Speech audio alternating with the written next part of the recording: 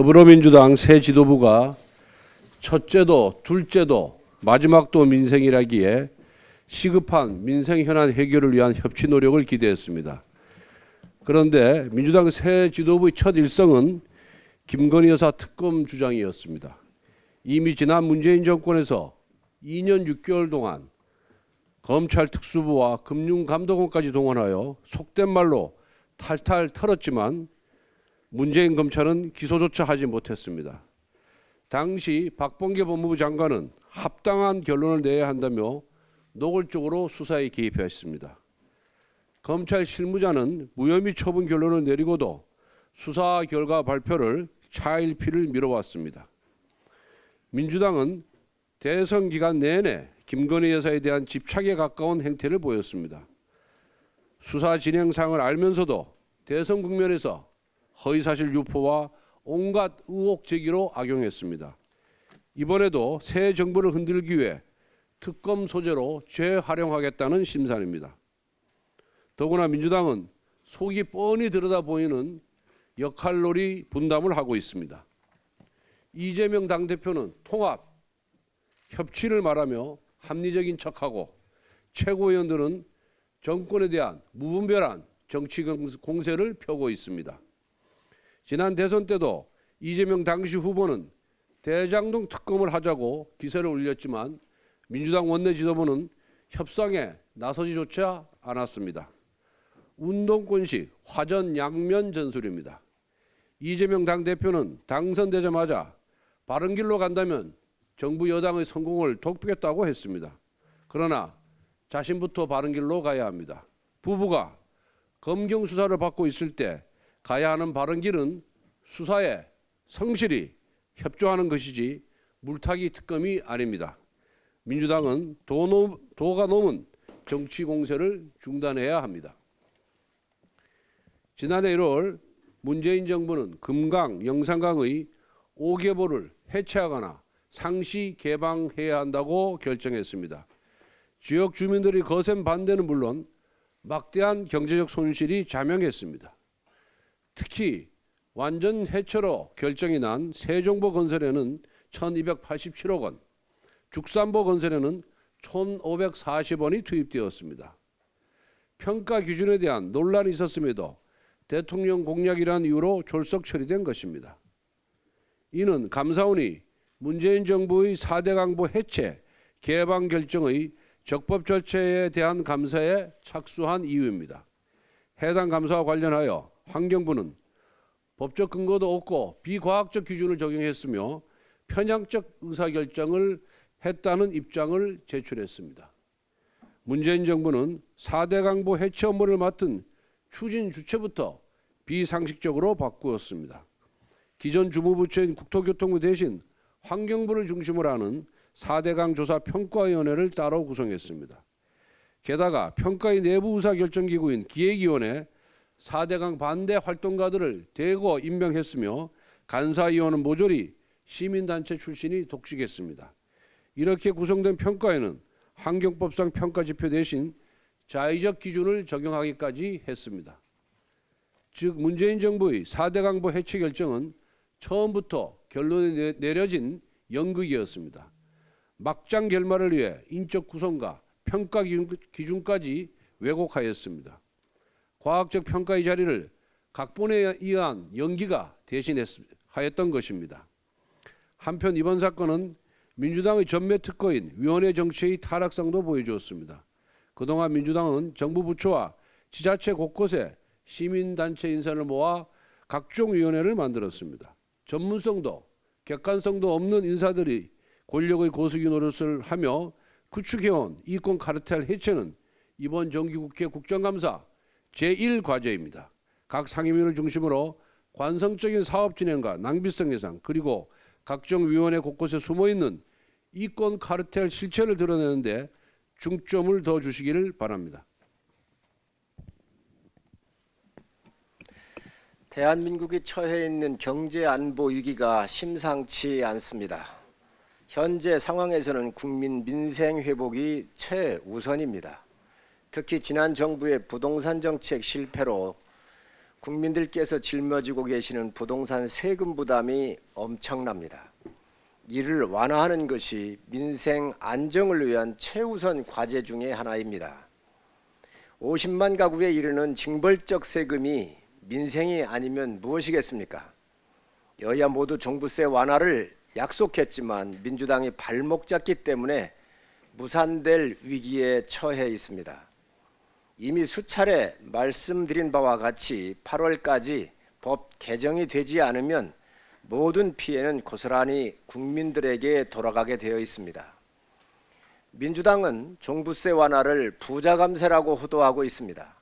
하지만 올해 3월 민주당이 원내대책 회의를 개최한 후 20년 공시가격 활용을 정부에 공식적으로 요청을 하기까지 한 내용들입니다. 또한 김성환 정책의장도 20년 공시가격 활용을 정부와 협의할 계획이 있다고 말하기도 했습니다. 일시적 2주택 등 주택수 특례 및 납부 유예는 민주당의 대선 공약이기도 했습니다.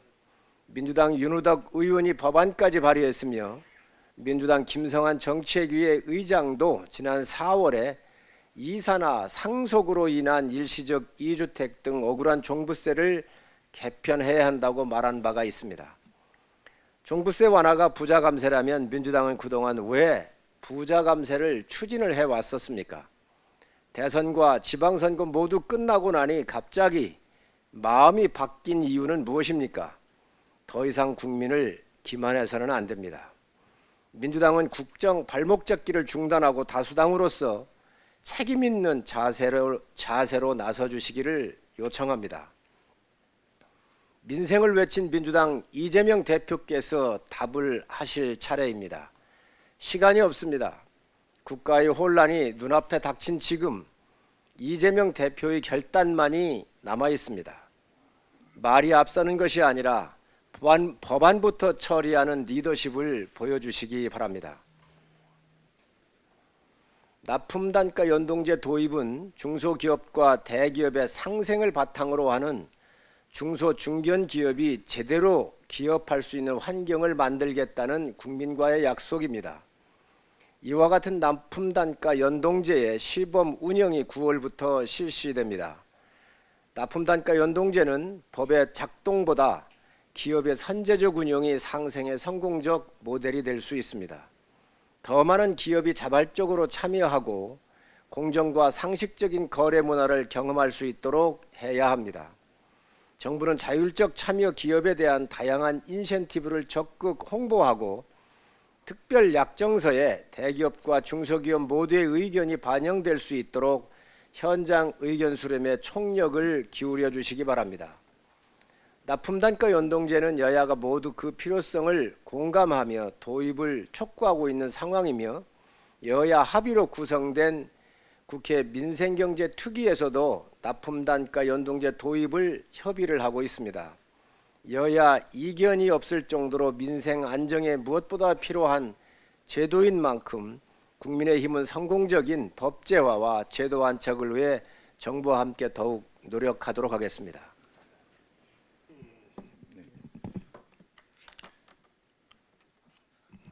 대한민국을 망친 태양광에 대해서 한 말씀 드리겠습니다. 문재인 정부는 탈원전을 기치로 내걸고 태양광 발전을 밀어붙였습니다. 그렇지만 이 정책은 시작부터 지금까지 여러 논란에 빠졌으며 현재 뚜렷한 성과도 보이지 않은 채 대한민국을 망친 정책으로 평가되고 있습니다. 문재인 정부의 태양광 폭주는 환경 파괴와 산사태 위험성을 급격히 증가시켰습니다. 2017년부터 2020년까지 태양광 발전을 위해 훼손된 산림 면적이 무려 5,131헥타르, 여의도 면적의 17.6배에 달하며 벌채된 나무도 260만여 그루에 해당된다고 합니다. 문재인 정부에서는 태양광이 친환경 발전이라고 주장했지만 사실상 환경 훼손 발전이었던 것이 확인되고 있습니다. 태양광 시설을 지으면 환경적 편익이 6억 4,500만 원에서 2억 4,100만 원으로 크게 줄어든다는 국립산림과학원의 발표가 이를 뒷받침하고 있습니다. 무분별한 태양광 설비 설치는 국민 안전에도 심각한 위협이 되고 있습니다. 최근 산업부는 전체 태양광 설비 1만 5,220개의 20%인 3천여 개가 산사태 위험에 직접 노출되어 있다고 합니다. 내년부터 특별 안전점검을 실시한다고 밝힌 바 있습니다. 한편 박원순 전 서울시장도 2017년부터 태양광 사업에 1조 7천억을 투입하겠다고 밝힌 바 있는데, 이때부터 업계에서는 서울에서 태양광 사업이 운동권 출신의 먹잇감으로 전락했다라고 하는 소문이 돌기 시작했으며 사업의 문제점에 대한 비판이 계속 이어졌습니다.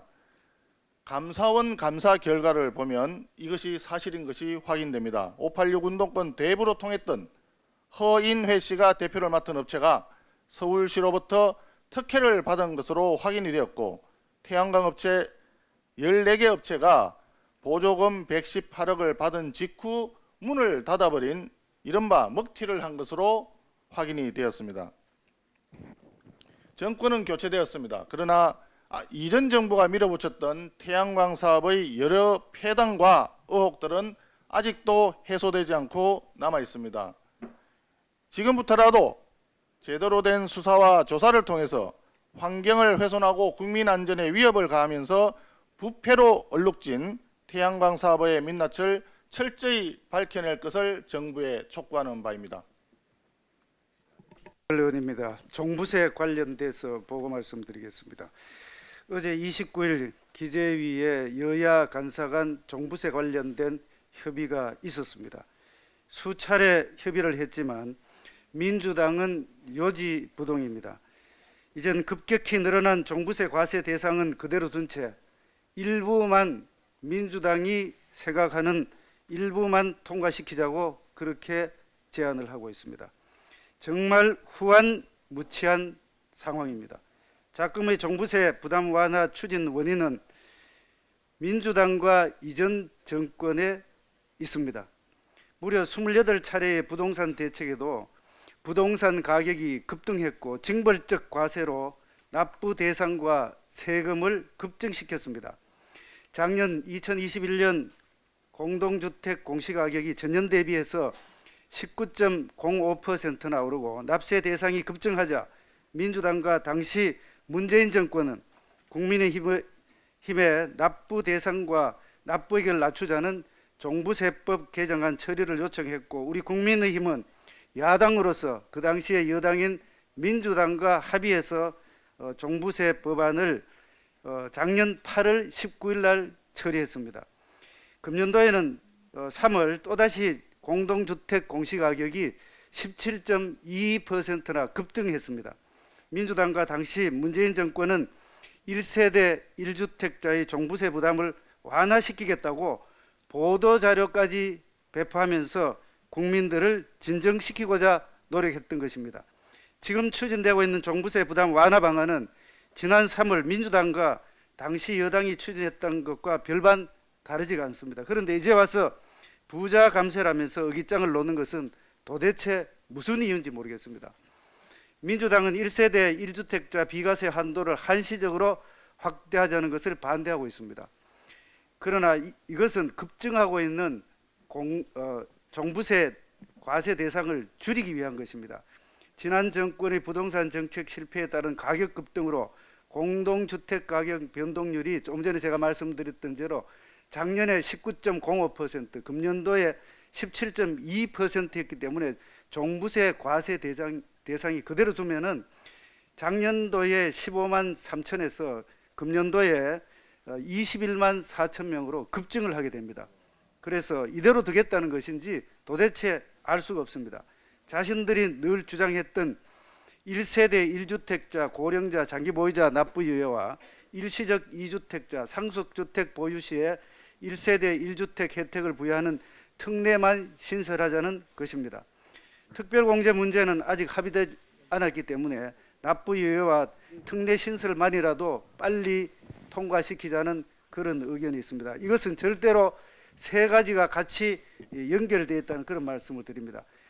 분리해서 추진하자는 것은 부실공사를 그대로 보고 처리하겠다는 것과 다름없다는 말씀을 드립니다. 다음은 국회 민생경제안정특위 위원장으로서 한 말씀 드리겠습니다. 어제 제3차 회의를 열고 납품단가 연동제와 관련돼서 중소벤처기업부와 공정거래위원회로부터 업무보고를 받았습니다. 그리고 납품단가 연동제는 오래전에 도입 논의가 있었지만 이해 당사자들 간의 첨예한 의견 대립으로 법제화되지 못한 그런 사항입니다. 최근 우크라이나 사태와 공급망 교란, 물류 대란으로 인해서 원자재 가격이 급등하면서 많은 중소기업들이 현재 어려움을 겪고 있습니다. 높아진 원자재 가격을 납품 단가에 신속하게 반영하지 못함으로써 수익성이 악화되고 있는 그런 상황입니다. 일부 기업은 영업 중단, 폐업까지 고려하고 있다는 그런 절실한 사항이라는 말씀을 드립니다. 상황이 이러다 보니까 중소기업의 경영 부담을 완화하기 위해서 납품단가 연동제를 도입할 필요가 있다는 말씀을 드립니다. 그렇지만 한편으로는 납품단가 연동제를 도입을 하게 되면은 원청자인 대기업이나 중견기업은 비용을 낮추기 위해서 해외 아웃소싱을 한다든지 또는 납품업체인 중소기업에게 결국 이렇게 해외로 아웃소싱을 하게 되면은 납품업체인 중소기업이 큰 손해를 볼 수도 있다는 의견도 있고 또 소비자 가격 상승이나 사적 자치 원칙 침해 주장도 있다는 말씀을 드립니다. 어제 윤석열 대통령께서도 수석비서관 회의에서 모두 발언해서 원청과 납품업체 간 공정과 상식이 적용되는 거래 문화를 만들도록 정부가 먼저 노력을 해달라고 말씀을 하셨습니다. 기업의 자유로운 경제 활동에 과도하게 개입해서는 되지 않겠습니다만 물가 상승에 모두 어려운 그런 상황인데 중소기업들은 더욱더 어렵다는 그런 말씀을 드립니다. 고통 분담을 하고 상생으로 나아가야 될 것입니다. 우려와 기대가 상존하는 사항인 만큼 저희 특위에서는 여러 가지 이 사항을 검토하고 민생 안정에 도움이 되는 방향으로 나아가겠다는 말씀을 드립니다. 조금 길어졌습니다만 환율 급등과 관련해서 한 말씀 드리겠습니다. 29일 원달러 환율이 전 거래일보다 19원 10전이나 오른 1350원 40전으로 거래를 마쳤습니다. 글로벌 금융위기 당시엔 2009년 4월 29일 종가 1356원 80전 이후에 13년 4개월 만에 최고치를 경신했습니다. 오름폭이 19원 10전이나 올라서 6월 13일 15원 10전 넘어선 올해 최대 폭이었다는 말씀을 드립니다. 지난 26일 날 제롬 파월 미 연준 의장이 국제경제포럼인 일명 잭슨홀 미팅에서 인플레이션을 잡기 위해서 긴축을 이어나가겠다는 강경한 매파 발언 때문에 달러 강세가 지속되고 있는 그런 상황입니다. 고물가, 고금리, 고환율 3고 현상이 지속되는 가운데 우리 경제당국의 긴밀한 공조와 일관된 정책이 필요하다는 말씀을 드립니다. 특히 세계 6개국의 통화 대비해서 달러와의 평균적 가치를 나타내는 지표인 달러 인덱스가 29일 한때 109.48을 기록해서 사상 최고치를 갈아치우고 있습니다. 이러한 달러 강세는 우리만의 문제는 아닙니다. 전 세계의 문제라는 말씀을 드립니다. 그렇지만 우리 경제에 문제가 될 수 있다는 우려가 많다는 말씀을 드립니다. 그러나 7월 기준 우리나라의 외환 보유고가 4,386억 달러로 세계 9위 수준입니다. 대외 건전성이 양호하고 금융 체질이라든지 자산 건전성, 외화 유동성 등에서 크게 개선이 되고 있다는 말씀을 드립니다. 원유를 비롯한 원자재 가격 급등에 의해서 고환율 현상은 수입 의존도가 높은 우리 경제에 큰 타격을 줄 수 있습니다. 특히 높은 가계부채를 비롯한 경제 리스크가 산적해 있는 상황이기 때문입니다. 이럴 때일수록 기재부와 한국은행, 금융위 등 경제부처들 간의 혼선 없는 긴밀한 공조로 외환 위기 관련된 사항에 대해서는 적극적으로 대처해 주시기를 바랍니다. 이상입니다.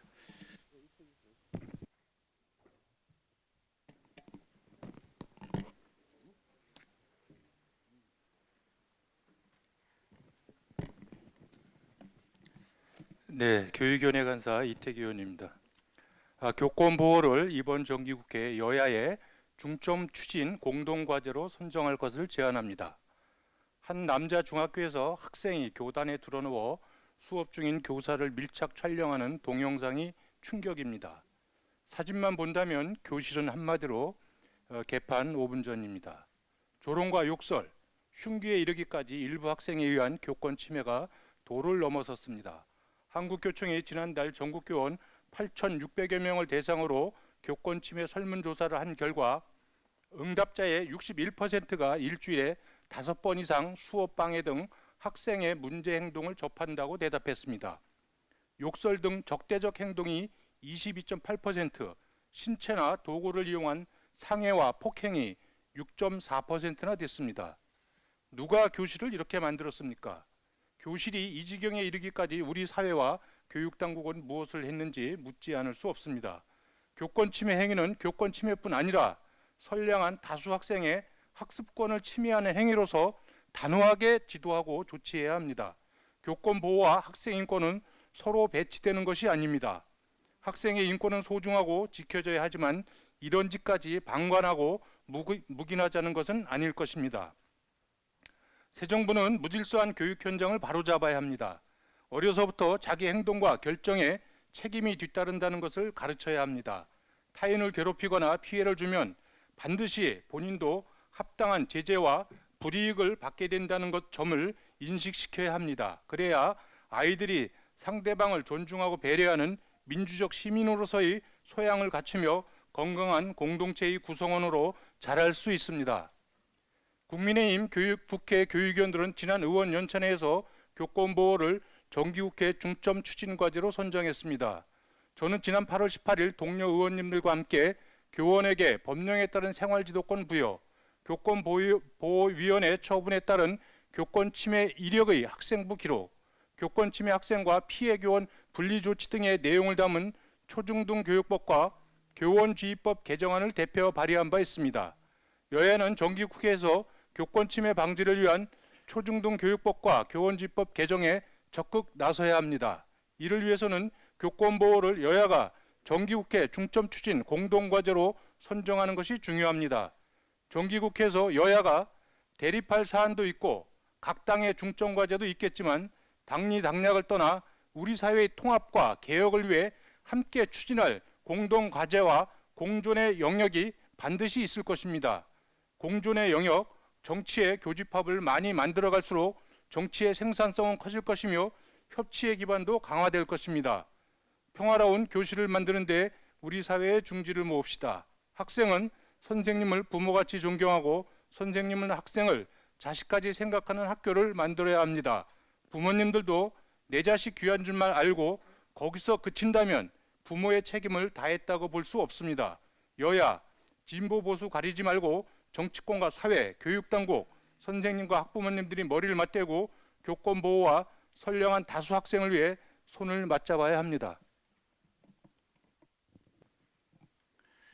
TBS 김어준 진행자가 또 국민을 속이고 있습니다. 24일 김어준은 이재명 당대표 부인 김혜경 씨의 법인카드 유용과 관련해서 언론들이 의도적으로 사실을 7만 8천 원을 생략하고 있다며 생략하는 대목이 법인카드 유용의 수 7만 8천 원이라고 분명히 말했습니다. 김어준 씨는 김 씨의 법인카드 유용 사실만을 전달해야 될 방송 사회자임에도 불구하고 7만 8천 원이 이 의혹의 전부인 것처럼 범죄 혐의를 축소하고 왜곡한 것입니다. 이는 이재명 당대표를 지지하는 세력들이 법인카드 사건이 고작 7만 8천인 것처럼 연일 허위사실을 유포하는 것 같은 맥락이 있는 것입니다. 그러나 7만 8천 원은 김혜경 씨 법인카드의 사적 유용 의혹 중 아주 작은 하나일 뿐입니다. 김혜경 씨는 쪼개기 결제, 카드깡, 소고기, 초밥도 10인 30인분 대량 구매, 경기도 도청 5개 부서의 예산을 동원한 여러 혐의를 받고 있습니다. 아주 교묘합니다. 4인분의 식대를 계산할 때 법인카드로 3인분, 정치자금 카드로 1인분 이렇게 다 알고 쓴 겁니다. 이러한 심각한 왜곡 발언을 해도 김어준의 방송은 항상 무탈합니다. 심판 역할을 해야 할 방통위가 늘 그렇듯 너그럽게 봐주고 있기 때문입니다. 과거 민노총 산하 MBC 본부가 방송을 이용해서 미국소를 미친소, 강우병이라는 이름을 붙여 국민들을 공포로 내몰고, 또 민주당은 성범죄 사실을 비호하려 피해 호소인이라는 프레임을 더 씌운 사실을 잊어서는 안 될 겁니다. 이미 김 씨의 차고 넘치는 증거만 가지고도 법인 카드를 불법으로 이용하고 경기도를 사유화한 것으로 드러났습니다. 관련 혐의가 드러난 생생한 녹취록들을 벌써 잊은 것입니까? 상황이 이런데도 항상혁 방통위원장과 정청래 가방위원장은 TBS를 제대로 심판하지는 못할 망정 가방위를 장악하자마자 문재인 정권의 부역 방송으로 전락한 TBS 살리기에 혈안이 되어 있습니다. 국회 가방위 전체에 의해서 버젓이 국가 예산 지원과 상업 광고 허용까지 검토하고 나섰습니다. 한상혁 방통위원장과 정청래 위원장이 담합해서 상임위를 사유화하고 직권을 남용하고 있습니다.